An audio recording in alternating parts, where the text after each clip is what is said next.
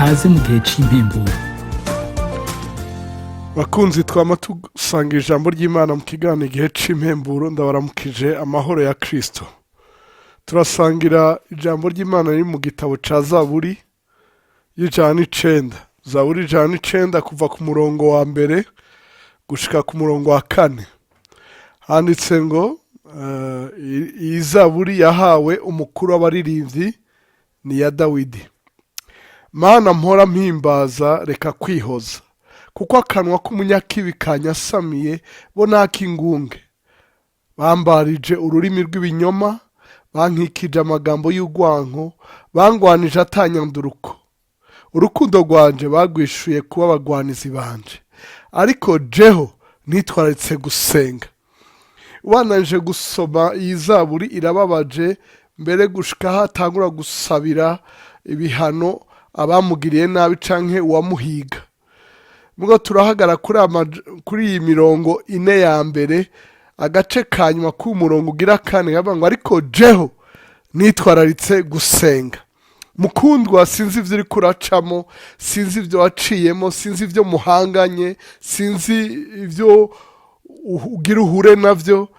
Ico ndakwifurije ube nka Dawidi, utariko jeho nitwararitse gusenga. Mu vyo bamukoreye yitwararitse gusenga.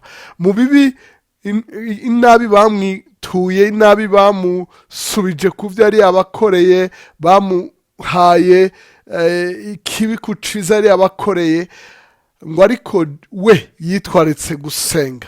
Ndakwifurije kwitwararika kuba mu migendanire n'Imana, kuvugana n'Imana, kuko n'ijambo ry'Imana rirabiduhimiriza ngo namba hari ubabaye nasenge, kandi namba hari unezerewe naririmbe ishimwe. Imana ishimwe cyane. Ico Imana igomba nuko tuba mu migendanire nayo, tuyaga, birayihimbara nk'uko umuvyeyi ahimbagwa no kuyaga n'abana biwe, akamenya uko bamerewe, bakamenya ikiri ku mutima wiwe. Imana igushoboze ivyo uhanganye navyo ntiwiganyire, ivyo ugwana navyo ntiwiganyire canke uje mu majambo y'abanyakibi canke usubize ikibi kindi kibi.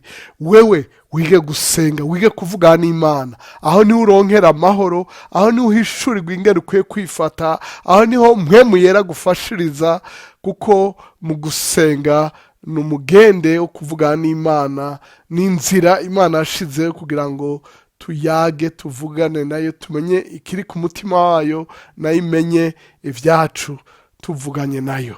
Imana iguhezagire, ufate ingingo uti nitwararitse gusenga kandi nzokwitwararika gusenga. Ntuzomaramara, kuko abitwararitse iki gikorwa cyo gusenga babonanye nayo, babanye nayo, kandi bagize ibihe vyiza, kandi ubugingo bwabo bwabaye ubugingo bunesheje. Imana iguhezagirane n'abawe n'ivyawe. Urakoze kudutega yombi, uragahezagirwa.